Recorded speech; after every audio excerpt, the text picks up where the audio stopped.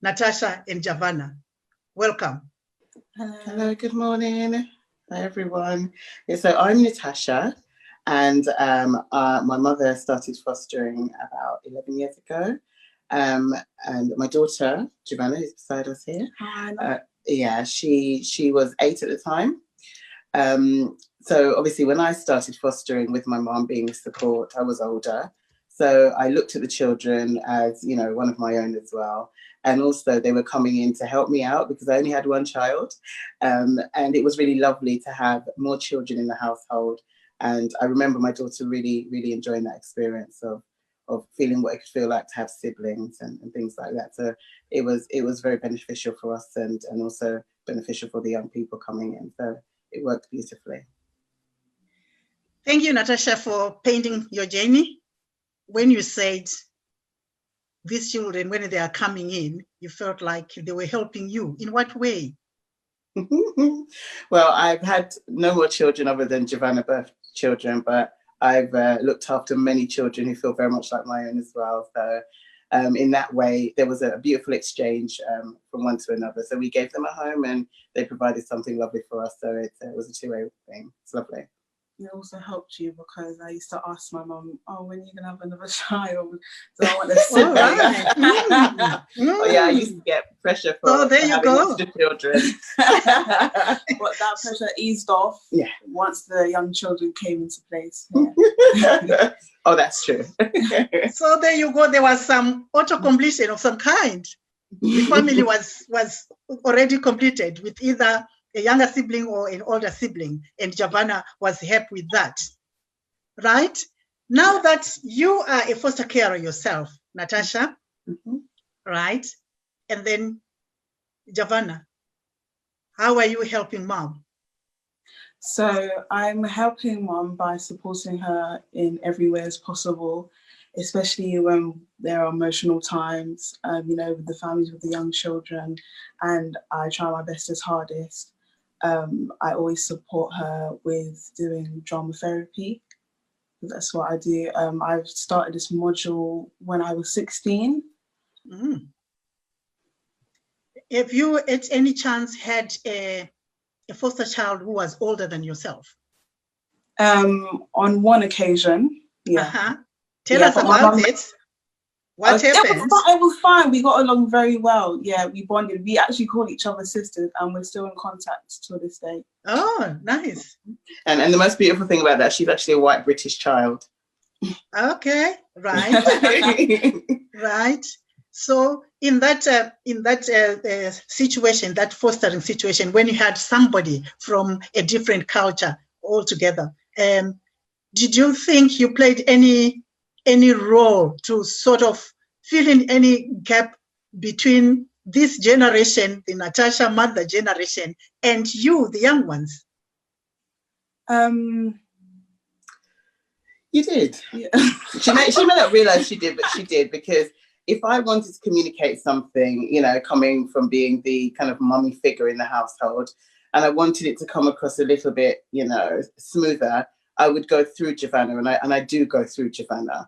So she will communicate it on the younger generation level. Yeah. So it works a treat. Yeah. Because what I had in mind when I was asking, maybe I wasn't very explicit with my question, but I've seen situations whereby maybe a young person wants to access the community, and I feel like it's too late, and then Giovanna would come in and say, actually, Mom, it's only 9. This is normal.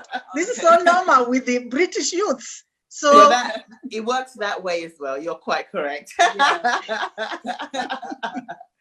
Oh, dear me. Yeah.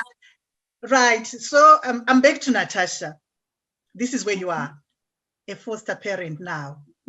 Did you see yourself being who you are today, then, before mother became a foster parent? It was news to me, my dear. I originally tell us about it. I originally went down the path of becoming an interior designer, so that was my dream and my passion. Okay. But when I was younger, we used to visit a household. It was my mum's friend who was a lady called Jackie. I'm sure she won't mind me saying. She used to foster for Banya. She was one of their original carers as well. So when I used to go there, I was a teenager, and I used to wonder to myself, what's going on here? Because she had different children from different creeds and different backgrounds in that house, and they were always having fun. It doesn't matter what time of day you reach, they would always be enjoying themselves and getting on and playing in the garden and making lots of noise. And I always remember lots of cereals there. They had so many cereals. And I used to think, gosh, I've got a collection of different cereals here. You know, like a boarding school. Yeah, little things like that, you know. And so I think from there, I kind of wanted to know what was going on. And they shared with me, this is fostering, you know. They told me that this is fostering, and that's where I was introduced to it. And my mum, she really enjoyed the lady's work, and she decided she was inspired by that. And we were inspired by her. So yeah. We have heard Mom's story, Giovanna. Any chance that what you are doing right now with Mom has influenced you in a certain direction in your life? Yes.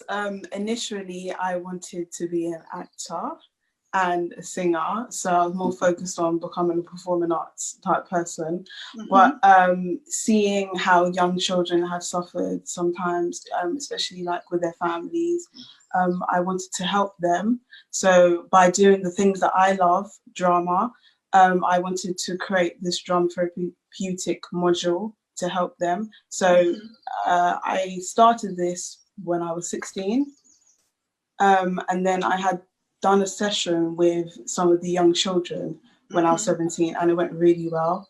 But now that I'm out of school, I can really focus on it now. And now that we're in quarantine, I'm doing it a lot more with the children now. So look forward to her sessions. So you've got a practicing ground, as it were. Right. You too. What I can see from this family is an oasis of love. That's lovely. And oasis of care, because you can only give what you have. So out there, we want to invite others as well to try and join and support fostering, as Giovanna and their mom, Natasha, are doing. I think out there, our conversation must have generated a lot of questions, and people are itching to get some clarity from the gurus who are in it at the moment. So we'll get a chance to get questions from our viewers.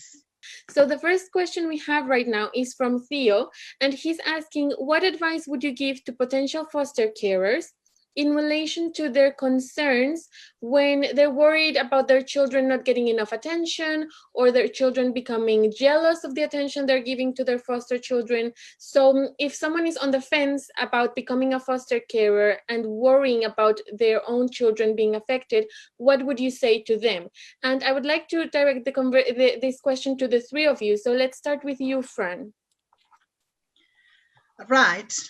I wouldn't want to say much. You know what? I would want to give this question first to Natasha. That's all right. I'll take that. I would say not to worry. I mean, I guess I looked at it differently, but you have to think of everybody's concerns and issues. I think once you are able to create some time with your birth children, I mean, I do it with all of them so that no one feels, make sure that everyone has some time, but you also make sure you give your birth children time, because one of the things that did change in the household, my daughter used to sleep in my room with me when she was younger. But we stopped that, thinking about the other young people, if it could bring back things for them. So that was something that we stopped. But if we went on holidays with each other, we would share a bed then, So just things like that. I wouldn't worry much about it. You'll see the magic happen. Children do magical things, They especially. I mean, what would you say? About the advice? Yeah. Being a child yourself.